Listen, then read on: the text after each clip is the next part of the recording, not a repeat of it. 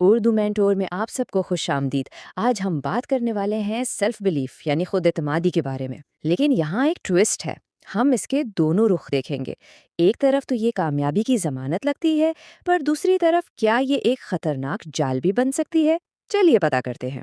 تو آج ہمارا سفر کچھ اس طرح کا ہوگا۔ سب سے پہلے ہم دیکھیں گے کہ جب سیلف بلیف اپنی انتہا پر ہو تو کیا ہوتا ہے۔ پھر ہم اس کا بالکل الٹا نظریہ سمجھیں گے، اور آخر میں ان دونوں کے بیچ ایک ایسا راستہ تلاش کریں گے جو اصل حقیقی طاقت کی طرف لے جاتا ہے۔ تو چلیے شروع کرتے ہیں۔ پہلے حصے میں ہم بات کریں گے اس فلسفی کی جو کہتی ہے کہ اگر کامیاب ہونا ہے تو بس ایک چیز چاہیے، Atal rock solid self belief. اور اس سوچ کی سب سے زبردست مثال ہیں ریپر رس۔ ان کا ماننا ہے کہ اگر خود پر یقین ہو تو کوئی بھی پہاڑ راستے سے ہٹ سکتا ہے۔ اور رسل اس بات کو بہت صاف لفظوں میں کہتے ہیں، آپ کو اپنے آپ پر ایک عام انسان سے زیادہ یقین کرنا ہوگا۔ بالکل سیدھی بات، مطلب اگر کچھ بڑا کرنا ہے تو یقین بھی عام نہیں خاص ہونا چاہیے، اور یہی فلسفی ان کے پورے کیریئر کی فاؤنڈیشن ہے۔ لیکن یہ صرف باتیں نہیں ہیں، اور یہی سب سے دلچسپ پارٹ ہے۔ ذرا دیکھیں ان کے نتائج کو۔ اسپوٹیفائی اور ایپل میوزک پر 1 ارب سے زیادہ سٹریمز، فوربس کی 30 انڈر 30 لسٹ میں نام، پوری دنیا میں بھرے ہوئے اریناز میں شوز، اور یہ سب کچھ انہوں نے بغیر کسی بڑے ریکارڈ لیبل کے کیا۔ سوچنے کی بات ہے، صرف اپنے دم پر۔ اچھا، اب ایک لفظ پر آتے ہیں جسے ہم بہت سنتے ہیں، عاجزی یا ہیوملٹی۔ ڈکشنری کے حساب سے اس کا مطلب ہے ماڈسٹ رہنا، اپنے آپ کو کم سمجھنا، اور ہمارے سماج میں اسے ایک بہت بڑی خوبی مانا جاتا ہے نا۔ لیکن رس وہ اس ڈیفینیشن کو بالکل نہیں مانتے۔ ان کا کہنا ہے عاجز ہونا دوسروں کے حساب سے جینا ہے۔ سوسائٹی تب تک آرام سے نہیں رہتی جب تک آپ کے منہ پر پٹی نہ بندھی ہو۔ وہ کہتے ہیں کہ عاجزی اصل میں اپنی قابلیت کو چھپانا ہے تاکہ دوسرے لوگ انسیکیور فیل نہ کریں۔ ایک سچا ونر دوسروں کی جیت سے نہیں ڈرتا، تو اسے اپنی چمک چھپانے کی کیا ضرورت ہے؟ تو رس کا پوائنٹ آف ویو کافی پاورفل ہے، لیکن یہاں ایک اہم سوال اٹھتا ہے، کیا ہمیشہ پازیٹیو رہنا، اتنا زیادہ سیلف بلیو رکھنا، کیا اس کا کوئی ڈارک سائیڈ بھی ہو سکتا ہے؟ کیا اس کا کوئی نقصان ہے؟ تو اب ہم کہانی کا دوسرا رخ دیکھیں گے۔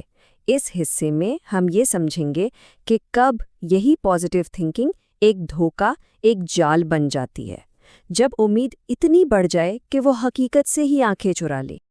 اور اس کاؤنٹر آرگیومنٹ کو سمجھنے کے لیے ہم سہارا لیں گے ایک رائٹر اور سوشل کرٹک باربرا ایرنرائٹ کا۔ ان کی کتاب ہے اسمائل اور ڈائی، جس کا نام ہی سب کچھ بتا دیتا ہے۔ یہ کتاب اس کلچر پر تنقید کرتی ہے جو ہم پر ہر وقت مسکراتے رہنے کا پریشر ڈالتا ہے۔ اور اینڈرائک کی یہ تنقید کہیں دور سے نہیں آئی، یہ ان کی اپنی ذاتی کہانی سے شروع ہوئی۔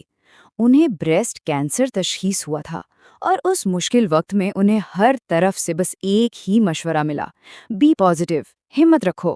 اور اسی تجربے نے انہیں سوچنے پر مجبور کیا کہ کیا یہ ہمیشہ پازیٹیو رہو والی بات واقعی عام لوگوں کی مدد کرتی ہے۔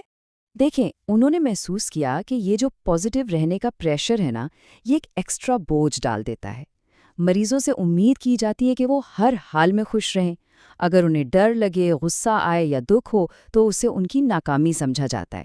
اور اس سے ہوتا کیا ہے؟ ایک بہت ہی ٹاکسک چیز جسے کہتے ہیں بلیم دا وکٹم، یعنی مریض خود کو ہی اپنی بیماری کا ذمہ دار سمجھنے لگتا ہے۔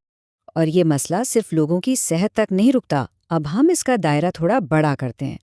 دیکھتے ہیں کہ یہ بلائنڈ آپٹمزم یعنی اندھی امید ہمارے کام کاج، اکانومی اور پورے سماج پر کیسے اثر انداز ہوتی ہے۔ یہ ٹیبل بہت اچھی طرح سے دکھاتا ہے کہ کارپوریٹ ورلڈ میں کیا ہوتا ہے۔ دیکھنے میں تو مورال اور پروڈکٹیوٹی پر فوکس ہوتا ہے، لیکن اصلیت میں کیا ہوتا ہے؟ کم تنخواہ، خراب مینجمنٹ جیسے اصل مسئلے چھپے رہ جاتے ہیں۔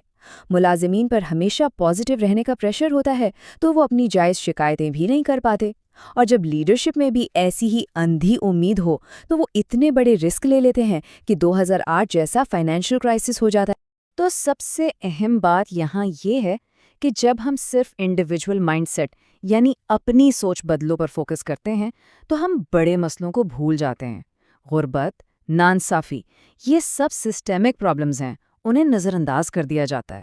ساری ذمہ داری انسان پر ڈال دی جاتی ہے اور سسٹم کی خامیوں سے نظر ہٹا لی جاتی ہے۔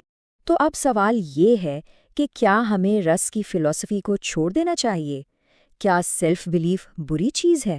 بالکل بھی نہیں۔ اصل مقصد کسی ایک سائیڈ کو چننا نہیں ہے، مقصد ہے ایک ایسا بیلنس، ایک ایسا توازن ڈھونڈنا جہاں سے اصل طاقت ملتی ہے۔ یہ سلائیڈ ان دونوں راستوں کو بالکل آمنے سامنے رکھتی ہے۔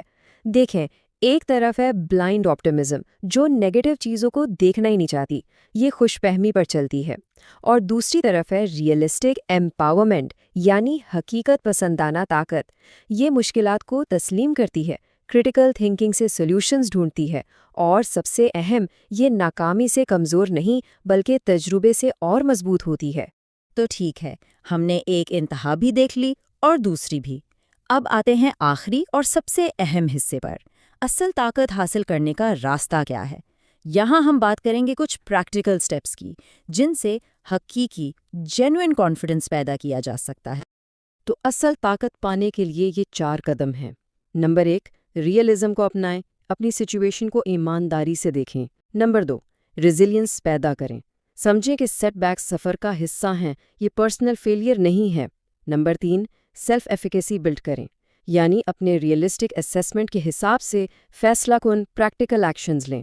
اور نمبر 4، اور یہ بہت ضروری ہے، کلیکٹیو ایکشن کو سمجھیں۔ مان لیں کہ کچھ مسئلے صرف مائنڈ سیٹ بدلنے سے حل نہیں ہوتے، ان کے لیے سسٹم کو بدلنا پڑتا ہے۔ تو اصل بات کیا ہے؟ اصل طاقت اس چیز میں ہے کہ ہم حقیقت کا سامنا کریں، لیکن امید کے ساتھ، چیلنجز کو ایمانداری سے سمجھیں اور پھر انہیں حل کرنے کی کوشش کریں۔ یہ ہے اصل امپاورمنٹ۔ تو آخر میں یہ سوال ہم سب کے لیے ہے، اپنی زندگی کی کہانی میں اگلا چیپٹر لکھنے کے لیے کون سی مائنڈ سیٹ چنی جائے گی؟ بلائنڈ آپٹمزم والی یا ریئلسٹک امپاورمنٹ والی؟ فیصلہ ہمارا ہے۔ اردو مینٹور میں شامل ہونے کا بہت شکریہ۔